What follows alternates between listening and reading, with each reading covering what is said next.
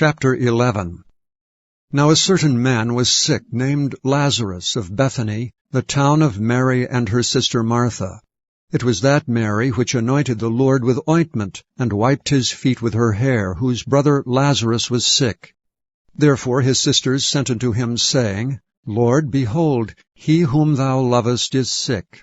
When Jesus heard that, he said, This sickness is not unto death, but for the glory of God, that the Son of God might be glorified thereby. Now Jesus loved Martha and her sister and Lazarus. When he had heard therefore that he was sick, he abode 2 days still in the same place where he was. Then after that he saith to his disciples, Let us go into Judea again.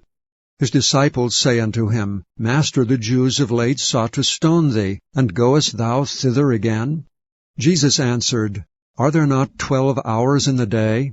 If any man walk in the day, he stumbleth not, because he seeth the light of this world. But if a man walk in the night, he stumbleth, because there is no light in him. These things said he, and after that he saith unto them, Our friend Lazarus sleepeth, but I go that I may awake him out of sleep. Then said his disciples, Lord, if he sleep, he shall do well. Howbeit Jesus spake of his death, but they thought that he had spoken of taking a rest and sleep. Then said Jesus unto them plainly, Lazarus is dead. And I am glad for your sakes that I was not there, to the intent ye may believe. Nevertheless, let us go unto him.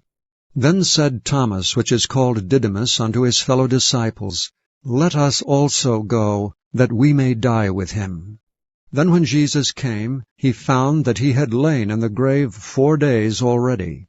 Now Bethany was nigh unto Jerusalem, about 15 furlongs off. And many of the Jews came to Martha and Mary to comfort them concerning their brother. Then Martha, as soon as she heard that Jesus was coming, went and met him. But Mary sat still in the house. Then said Martha unto Jesus, Lord, if thou hadst been here, my brother had not died. But I know that even now, whatsoever thou wilt ask of God, God will give it thee. Jesus saith unto her, Thy brother shall rise again. Martha saith unto him, I know that he shall rise again in the resurrection at the last day.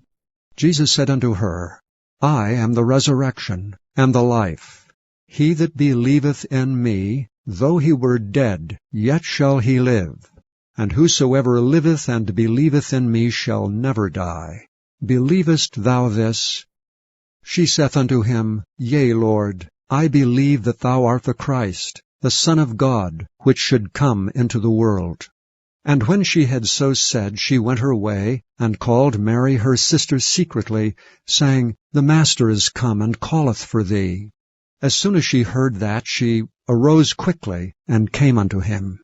Now Jesus was not yet come into the town, but was in that place where Martha met him. The Jews then which were with her in the house, and comforted her, when they saw Mary that she rose up hastily, and went out, followed her, saying, She goeth unto the grave to weep there.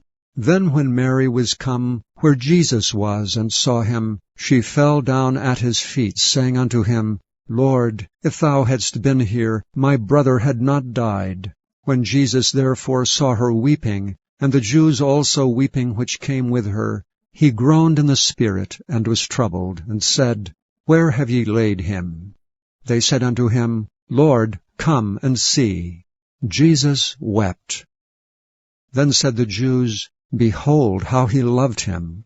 And some of them said, Could not this man which opened the eyes of the blind have caused that even this man should not have died? Jesus therefore, again groaning in himself, cometh to the grave. It was a cave, and a stone lay upon it. Jesus said, Take ye away the stone. Martha the sister of him that was dead saith unto him, Lord, by this time he stinketh, for he hath been dead 4 days. Jesus saith unto her, Said I not unto thee, that if thou wouldest believe, thou shouldest see the glory of God? Then they took away the stone from the place where the dead was laid. And Jesus lifted up his eyes, and said, Father, I thank thee that thou hast heard me. And I knew that thou hearest me always. But because of the people which stand by I said it, that they may believe that thou hast sent me. And when he thus had spoken, he cried with a loud voice, Lazarus, come forth. And he that was dead came forth, bound hand and foot with grave clothes, and his face was bound about with a napkin. Jesus saith unto them, Loose him, and let him go. Then many of the Jews which came to Mary, and had seen the things which Jesus did, believed on him. But some of them went their ways to the Pharisees, and told them what things Jesus had done.